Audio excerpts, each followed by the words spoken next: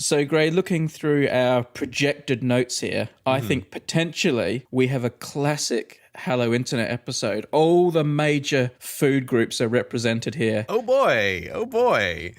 Reading between the lines, that means it's an episode you're going to dread. When I think of what Brady imagines to be a classic episode of Hello Internet, all I can think of is many, many Brady segments. Yeah, that pretty much sums it up. While I mentioned in the last show that I made a little note for my assistant to make me a Snapchat, just like someone totally out of touch would do, after the show, I forgot to delete that little instruction. And so I have actually ended up with a Snapchat. And I thought, just for completeness' sake, I'm going to install it on my phone and just see what it looks like and maybe never do it again. And I just want to reiterate 1,000-fold your described experience of even installing and using Snapchat at all is a completely baffling experience. Oh, thank you. Thank you. I did have a lot of people saying it wasn't just you, Brady, but having it come from you is vindication because you're pretty up with the tech. I thought you might be exaggerating or just, it's like totally out of touch. But like trying to get that thing installed and I'm looking at the instructions, like, okay, I have to put this in, okay, get this thing, take a picture of this. And then when it loads up, there's no labels on any buttons. The buttons seem intentionally obscure. It's like that scene in movies when people get into the alien spacecraft and there's like all different symbols on the dashboard and yet somehow they still manage to fly the spaceship. I feel like that's what the whole world is like with Snapchat. We're flying the spaceship with symbols and controls none of us understand. Listener message, a listener interaction. Because you know I love them and I know you hate them. I know. But no, I'm not going to let you get away with that. I don't hate them. I only include them if they're interesting. All right. That's the difference. I, too, enjoy the interesting ones. That's why I leave them in. Okay. Well, let's see how this one fares. I went to what I sometimes refer to as the Hello Internet postbox the other day. Okay. You mean your P.O. box? That's what you're talking about? The one we used for the election. That's the Hello Internet postbox. Yes, exactly. Okay. So I went along. I went along for a check, hoping there might be a few new postcards. There was a package. Oh. There were several packages, actually. Oh, my. That sounds like something I would hand over to the police. Well, yes. Anyway, I opened this package. It is a book. Now, for background, people might remember my thoughts on the book Getting Things Done by David Allen. This is a book that Gray, I think, holds in quite high regard. And I did not enjoy this book so much to the extent where I got a refund on my audiobook because I didn't want it. And my hard copy we auctioned for charity. I wanted this book out of my life. This book was not for me. I think you misrepresent me here. I'm not exactly sure that it was an unambiguous hold in high regard on my part, but I will let the listeners decide if that was a fair characterization. Okay. Anyway, someone has sent me a copy of this book. And on the inside cover, the front inside cover, whoever has sent this has inscribed a small flaggy flag. So immediately alarm bells start ringing. This is obviously a mischief maker, rebel scum. Right. They're up to no good, obviously. And then on the next page, inserted between the pages, is a beer coaster, like a beer mat, with a web address on it. And I'm thinking, oh no, what's going on here? This is dodgy. And it's an Imgur or Imgur or however I'm supposed to pronounce that address. So they want me to look at some photo. But then before I look at the photo, I turn the next page. I love how you keep going into this. Who knows what's coming, but Brady's going to find out, right? Okay. It's an adventure. Now, on the next page, which is kind of like the title page, is an inscription. Okay. What does that say? It says, to Brady Harron, give it another go. And I'm going to guess, is that like David Allen's signature on the bottom? It is David Allen's signature, because if you go to the Imgur link, which I'm sending you now, we have someone who I don't know who this is. They're obviously a mischievous Tim holding a copy of the book, standing with David Allen at a book signing. So he has obviously taken his book up to David Allen and asked him to sign it to me, asking me to give it another go.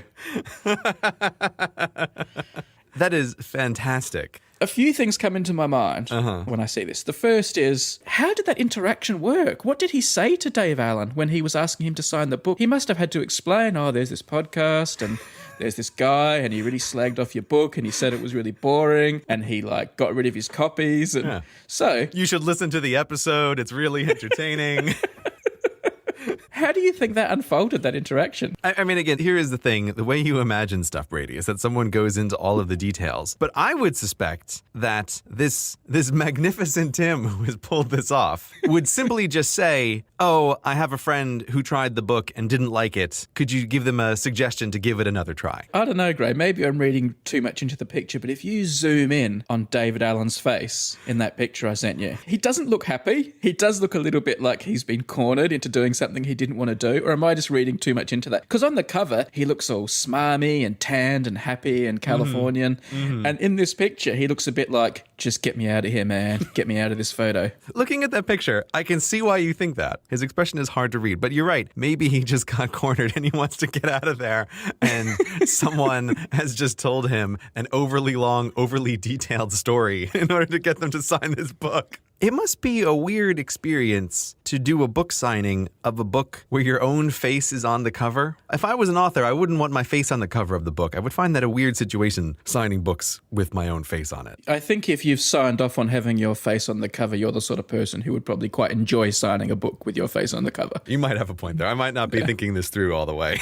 This is an excellent, excellent listener interaction. I don't see any way that I can possibly cut this from the show, which makes you 2 for 2 in your gambling of openings here. All right. Very well done, Brady. Anyway, so we have to talk about flags if we're going to have a classic episode. Oh. And we probably have to talk about emojis. Okay. I have an emoji flag story. Oh, do you? These people from Emojipedia and, people in the emoji world have put in this formal submission to whoever you have to formally submit things to have emojis recognized, to have the home nation flags made into official emojis. Because at the moment, there is the Union Jack representing the United Kingdom, but there is no England flag, there is no Wales flag, there is no Scotland flag. And I've actually found that quite frustrating. There have been times, believe it or not, where I've wanted to use those flags and have been unable to. Literally not more than 3 hours ago, I wanted to send someone an England-Wales emoji flag thing and discovered for the very first time that those home nation flags don't exist. I just assumed that they would be there, but they're not. Yeah. So I know there are sort of thin ends of the wedge and you can open the floodgates and where does this stop? But I think the home nations should be in the emoji sphere. And I hope that this submission is successful. Well, I mean, if they're going to do the home nation flags, they absolutely have to do all 50 state flags. I think there's no way around that. No, this is not the case because...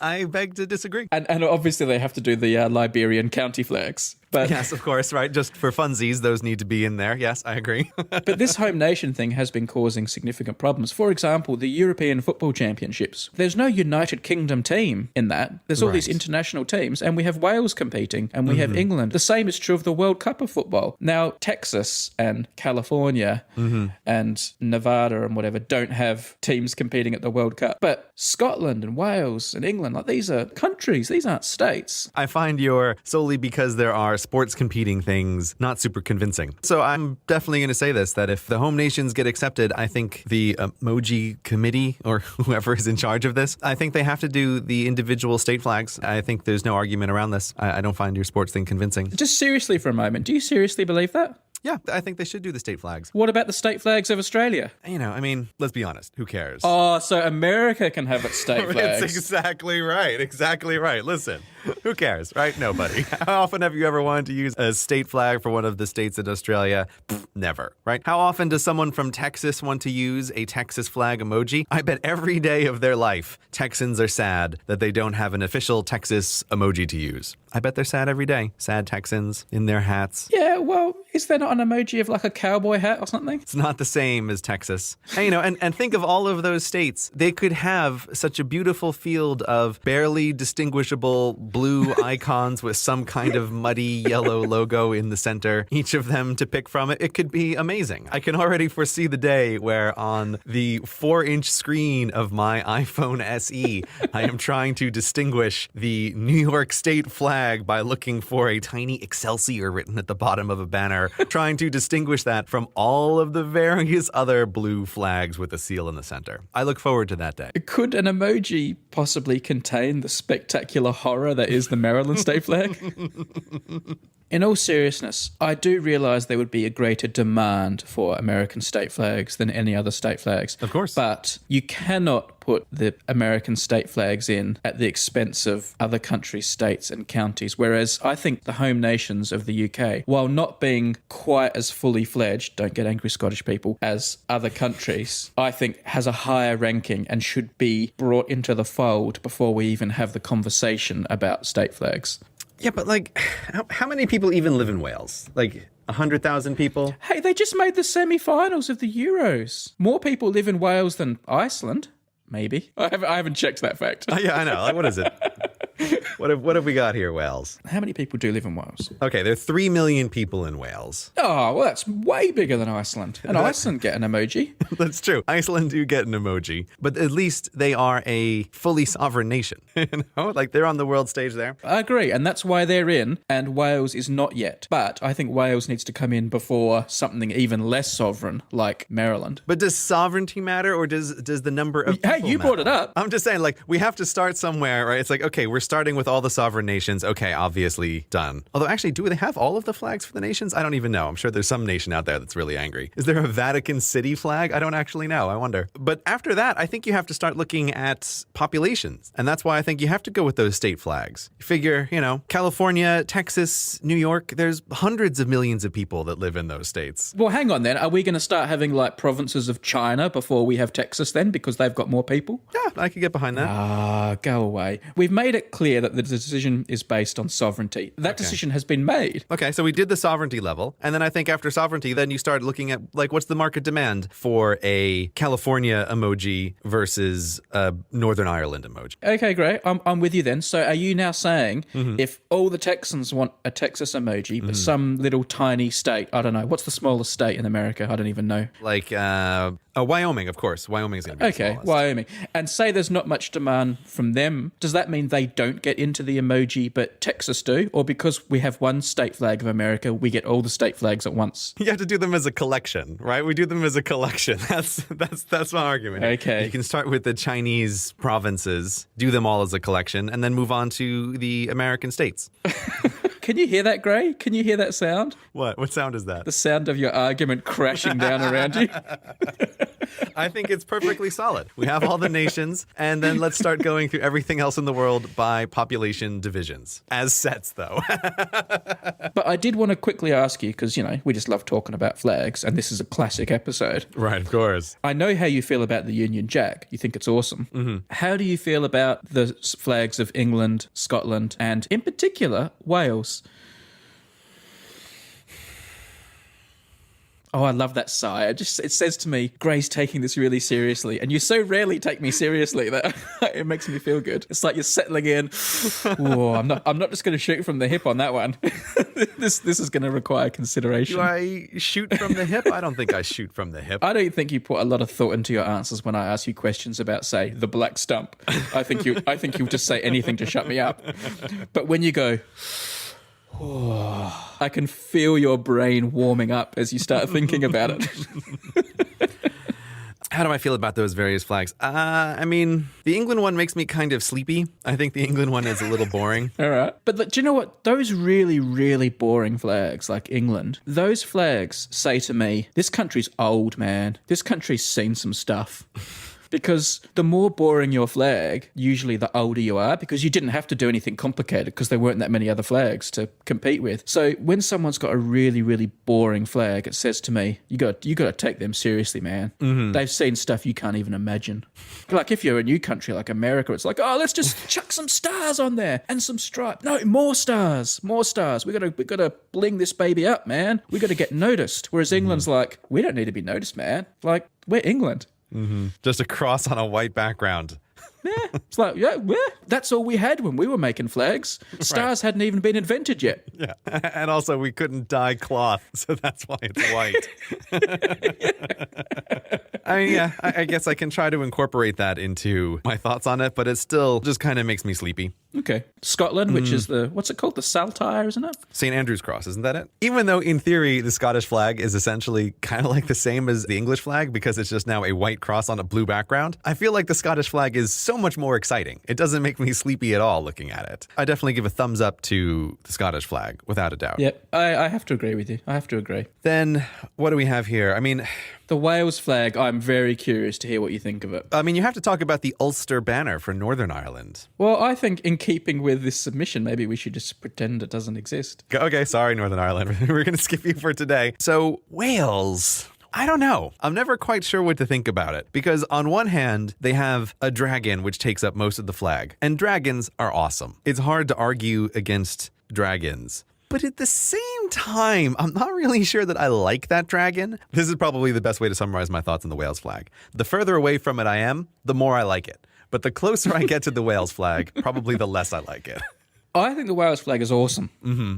And I really like Wales and I really like Welsh people because I'm not English. Most English people don't, but I'm not actually English, of course. I'm Australian. And because Welsh people hate English people and Australians hate English people, I feel like they're my brothers. Wow. Leave your comments on the Reddit. That's some A+ tribalism right there, Brady. Dude, it all comes down to sport. You want to do some corners? I see we have a paper cut corner here. There's a lot of sport going on in the world at the moment, Gray. Oh boy.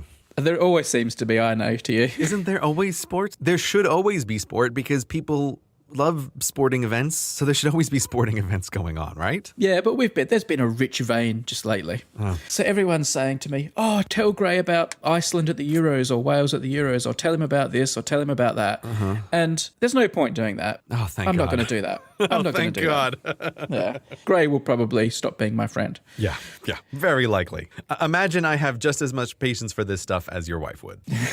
Some, but not an infinite well. Okay. So when commentators and pundits and people telling the story of sport talk about getting revenge or banishing memories, let me give you an example. Say two teams play in the World Cup final. Okay. Say Liberia plays China in the World Cup final. Okay, right. And Seems Liberia, and Liberia win, right? All right? The next time those two countries meet, and it could be in a lesser tournament, and it could be like in the quarterfinals, and this time China win. Mm-hmm. Commentators always say they got their revenge. They banished the memories of that World Cup loss, and they finally got their revenge on Liberia by beating them. Mm-hmm. That is not revenge. Revenge is something that you plot stealthily for years. And like you spring upon your opponent when they have no idea what's going to happen, as opposed to a thing that takes place within a rigid and ordered system that has rules that we all agree on. I don't think the concept of revenge makes any sense in this whole arena. And the other thing that's really getting on my nerves at the moment, especially in the world of sport, but I know it pervades all media, is this thing everyone does where they use three words and they punctuate it and say someone scores a goal in a game of sports ball. There'll be this tweet from some supposedly reputable organisation suddenly writing like some teen vlogger, and they will say, "What a goal." All capitalised, which I hate because that's like the internet equivalent of shouting. And there'll be a full stop after every word. Oh man, that annoys me. It annoys me. Apparently there are forums and things dedicated to people who hate this, but this is really getting me at the moment. What do you want to do next in our classic episodes? What do you think is going to happen next? Well, you know what the most requested corner is of all. Plane Crash Corner. You said it. I want to tell you about Operation Thonopper. Thonopper? I'm sure my pronunciation is incorrect because this is an Incan god of knowledge. And basically, to start from the beginning, there was a flight on January the 1st in 1985, Eastern Flight 980. And this was a flight that was going from Paraguay to Miami, and it was going to stop in a couple of other places on the way. This is in 1985? 1985. Okay. Don't trust me. Trust me, Gray. Okay. We're getting there. We're getting there. All right, take my hand Stick and with lead me. me through this journey then. Hold my hand. It will all make sense at the end. Okay. This plane, with 29 people on it, suffered what is called a CFIT crash. This is a controlled flight into terrain, which I think is a lovely way of saying it flew into a mountain. Okay. And it flew into this mountain called Mount Illimani in Bolivia, and it hit the mountain at a height of about 6,000 meters. And I think to this day, that's the highest ever CFIT crash there's been. Okay. That's the highest a plane's ever been when it flew into a mountain. Everyone died. So this was obviously quite a hard spot to get to, but they did send investigators. They went up the mountain. It was covered in snow. Everything was smashed to smithereens. Basically, they couldn't find anything particularly useful, and they left. 1985. They didn't find the flight recorders, right? Okay. Way up this mountain. In 2006, some of the wreckage started revealing itself because snow was melting and there's glaciers and rocks and stuff moving around, and some of the wreckage started revealing itself again. Now, what happened was there were these two guys called Dan and Isaac, and they read about this, and they saw that the flight recorders had never been found. So this year, just recently, they decided to go on like an adventure holiday to try and find the crash site and try and find the flight recorders from this 1985 crash. I can't believe you haven't combined your interests of mountains and plane crashing to do this exact same adventure. Dude, that's why I'm talking about it. I can't believe I didn't think of it.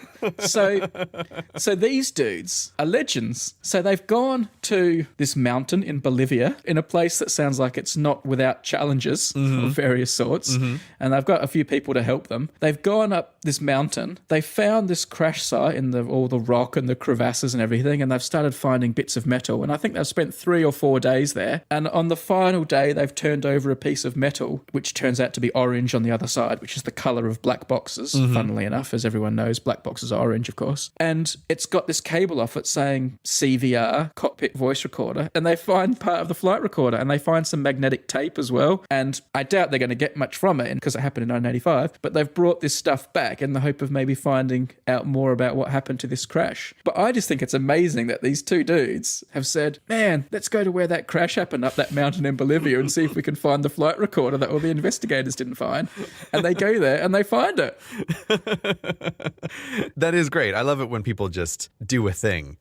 I still say the intersection of these interests, it's amazing to me that you have not considered doing this before.